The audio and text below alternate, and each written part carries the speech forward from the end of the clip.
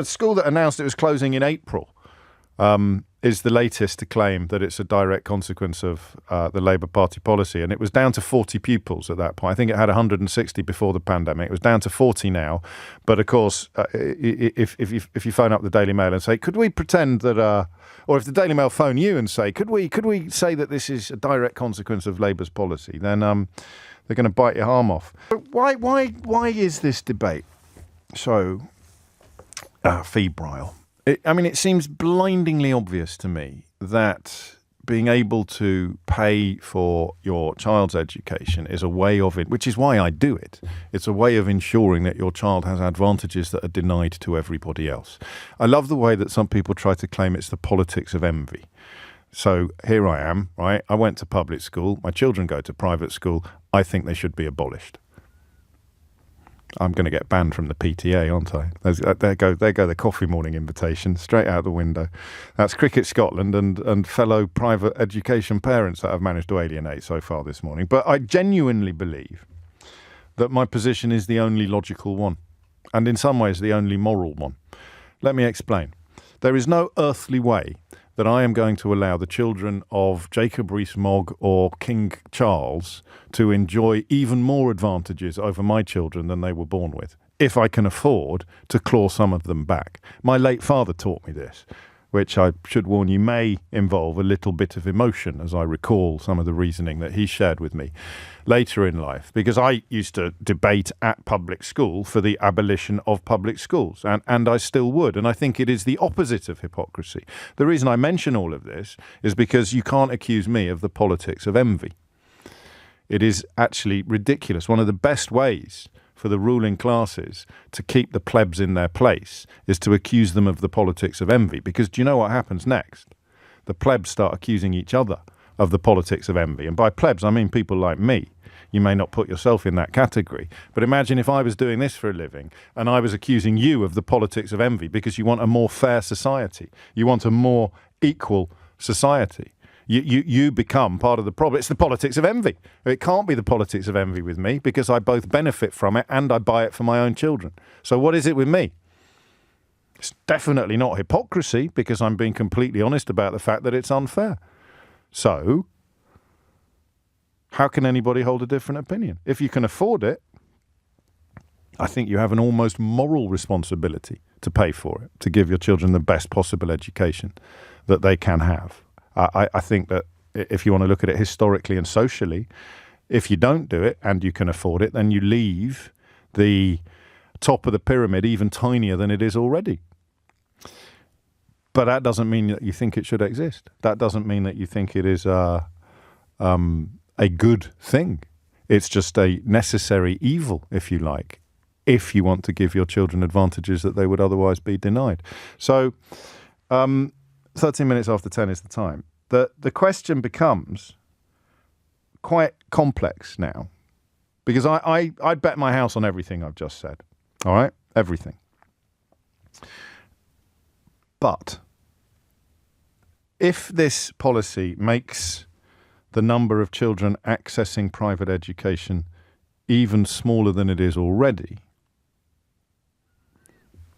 does that actually create more unfairness in society as a whole or less? I don't know the answer to this.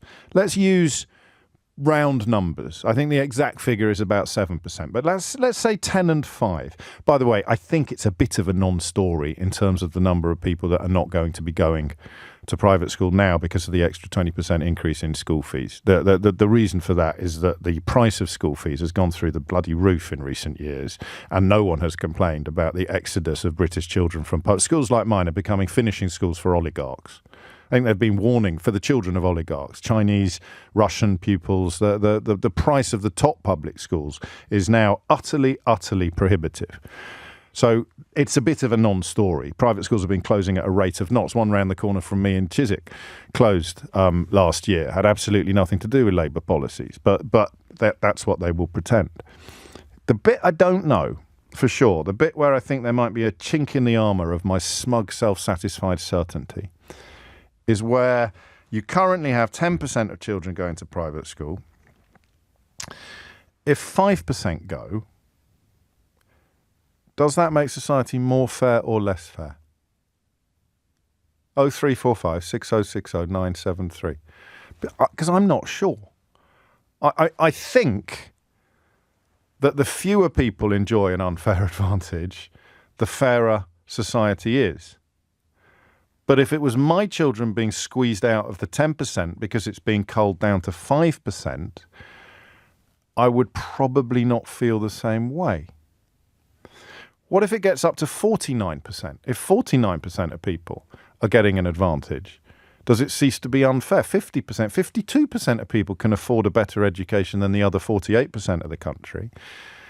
Of course, the Brexit results suggest that would be the other way round. But if 52% of people were better educated than 48%, would that still be an unfair advantage? Absolute equality of opportunity educationally is impossible. Do you know why?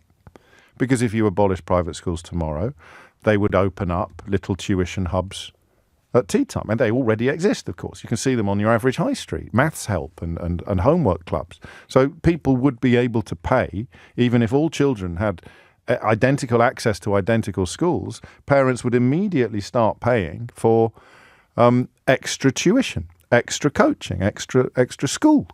So money would automatically become a player in the process. But the figures would be lower. People would be able to get advantage for less. Until you remember that some people will put their children in after-school clubs and put their children in weekend schools and put their children through more hoops than you can shake a stick at. So immediately it's like that old line, isn't it? If you took all the money in the world and divided it by the number of people in the world and shared it out equally, by the end of the first day, you'd have people with nothing and people who were already rich. That's just the nature. Some people would gamble, some people would steal, some people would sell, some people would buy. It would automatically have broken out. So that's question number one. 10:17 is the time. I won't take much more on this. Question number one, what's more fair? An education where 10%, a system where 10% of children can buy advantage, or a system where 5% of children can buy advantage? Hit those numbers now, you will get through. Whatever your background, whatever your attitude, you may never have thought of it like this before, but that's question number one, 0345 6060 973. Question number two, I don't think I've ever asked you before. How does this look to other countries? Because private education on this sort of scale, certainly in Europe, is rare. I knew a Swedish girl at university who went to, I think, the only private school in Sweden. It was reserved almost exclusively for the children of diplomats. The idea that you've got 100 children and 10 of them have already been born 2-0 up, and then their parents can write a cheque and make sure that they're 4-0 up by the time the half-time whistle blows. What does that look like to other countries, to people from other countries? 0345 6060 973. Mike says, what about parents who can afford private school but choose not to? They don't really come into this conversation unless they're doing it for reasons of genuine principle, like Alistair Campbell and Fiona Miller. And that is where my position does begin to look a little bit hypocritical, because you could, but that would involve sacrificing what I see to be my children's opportunities and futures upon the altar of my own political ideals. And I can make a fairly strong argument for that not being fair.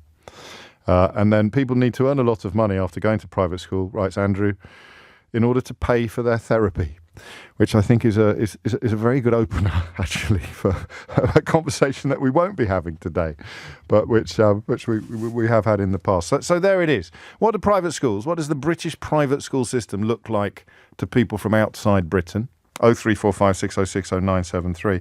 And does making it even more exclusive, financially excluding, does that make the country fairer or less fair?